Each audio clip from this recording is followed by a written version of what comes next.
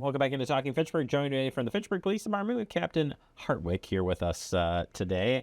Ned, thank you for taking the time and coming out here. Today we're going to focus on a recent event that took place. It was a shots fired incident that happened earlier last week.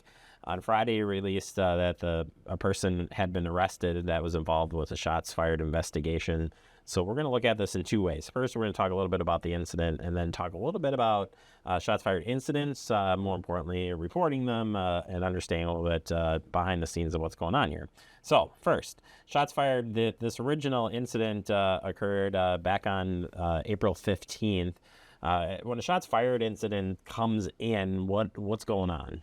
Yeah, so this incident in particular was extremely alarming when it was initially reported because the individuals that were calling 911 from this apartment complex thought that the gunshots were coming from inside the building. And so that's fortunately does not happen very often. So when it does, it brings an extra level of alarm.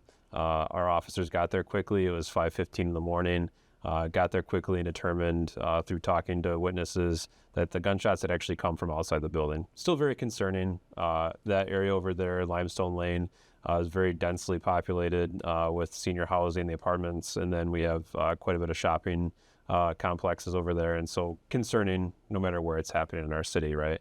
But fortunately, it was not happening inside the building. And so when we get a shots fired incident, our first thing is making sure that people are safe. That we don't have people that have been struck by gunfire, then we're looking for evidence of that gunfire to confirm that it happened.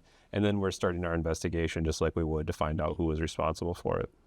There seems to be a growing number of these. It happens throughout the Dane County, not just in Fitchburg, but ultimately, how are these people getting away? Or what's going on? Like, you can just be like, well, there's shots fired all the time. Maybe you could say that generically, but why? Well, I think a couple of things are occurring. Most concern is that there seem to be more guns that are out there in the hands of individuals who should not have guns or not have possession of any type of weapon. And on top of that, then they are choosing to address a situation or solve a problem with a gun. And those factors combined are really concerning for anyone. And so the other thing to keep in mind, too, when we think about people getting away is that sometimes people have put a plan into place to go and use a weapon. And so they're already thinking a couple steps ahead. By the time people call 911 and report that an incident has happened and we're able to respond, even if we're there in 30 seconds after it's been called in, that person has a pretty good head start. So then from that point, we're relying on things like video cameras, eyewitnesses, and other pieces of evidence to help point us in the right direction.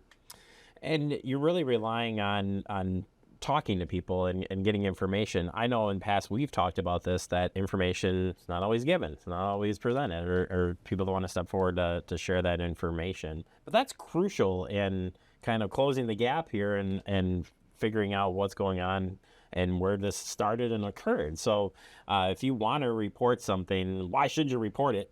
And not just because you should report it, but more importantly, what are you doing to help you guys in multiple ways? Yeah, I mean, look, we can't be everywhere at once. We have 35 square miles to patrol, and sometimes we have as few as 3 officers out there. And so we rely on our community members, the ones who are directly impacted by these incidents, to report information. And we understand that there sometimes may be some concern about what it may look like to be in a police report or to even be seen speaking with a police officer. And we get that, and we can work with you on that. But at minimum, pick up the phone and call 911, report what's going on so that we can get there. Most importantly, make sure that people are safe and render assistance to people if they're injured.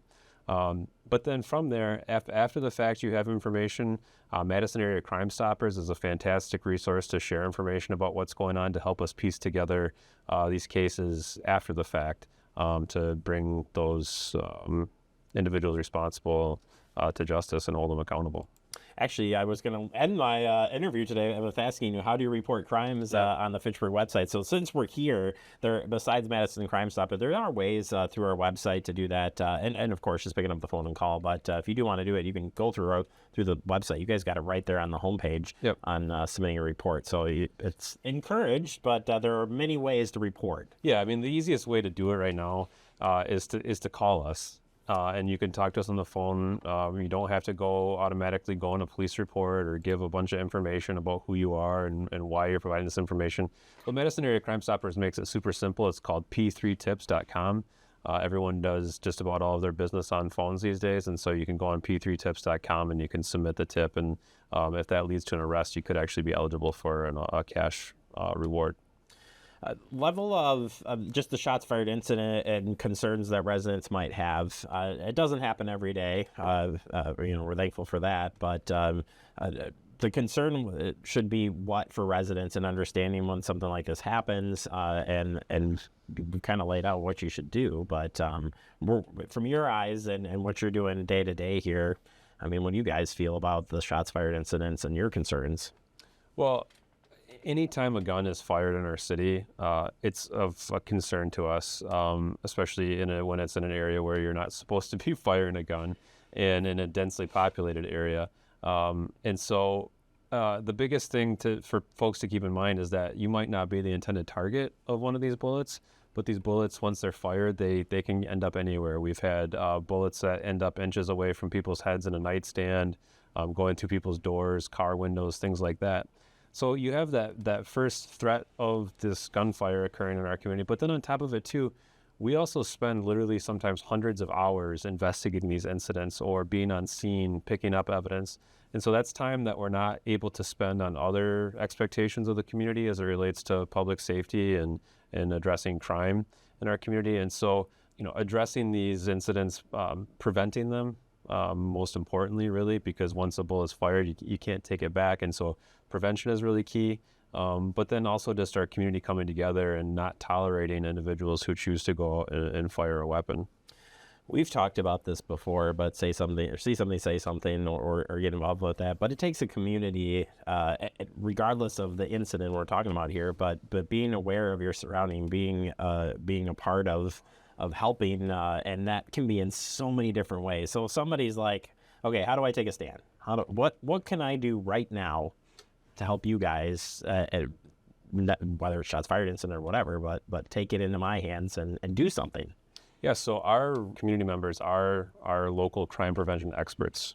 They know their neighborhoods best. They know who belongs in their parking lots or on their street, who their neighbors are, when something seems out of the ordinary. And when that something seems out of the ordinary, that's the time to call us. When things are escalating, when you hear an argument starting to escalate and get out of hand, that's the time to call us. We've had several incidents where people, after something gets much worse than it started out, what ends in gunfire, people say, oh yeah, I heard this going on for several minutes before I decided to call. And so getting us there sooner could potentially prevent some of this gun violence from occurring in our community. Ultimately, if you want to learn more, there's a lot of resources online that goes over a lot of stuff we just talked about today. But I think just to kind of get a perspective of the department, the resources out there, you're keeping it up on social media. You definitely come on the show and talk to us. But just checking out the website, there's a lot of resources out there that can probably get you going in the right mode of how do I participate. Yeah, I mean, I think the biggest thing as far as it relates to participation is not being afraid to call us. We can always point you in the right direction after the fact or before the fact if you want to learn more about something. But in the heat of that moment, when something's going on, when you see something, say something. And the easiest thing to do and to say something, I always tell people 911 is the easiest number to remember. If you have some concern about calling 911 for whatever reason, program our non-emergency phone number, and that's 608-270-4300 into your phone right now. And I guarantee you'll be that much more likely to contact us when that time may arise. Ned, I appreciate the time. And again, if people are curious about the department information, go to our website, fitchburgwi.gov. You can check out the police department's website. Ned, you've done a great job of keeping this up and going. And then, like I said, if you got any questions, you guys are always up for answering those questions too, which I think should be stated that you're out there all the time. You're willing to have a conversation. Yeah, absolutely. And we enjoy engaging with neighborhood associations, any kind of group that's out there that may have more pointed questions about what's going on in their neighborhood or the community in general. Please reach out to us. We're more than happy to put on a custom presentation for you and really help spread the word because, again, together, it's our community that's really going to address a lot of these issues that are causing concern and threats to our public safety. All right, Ned, thank you so much. You're welcome.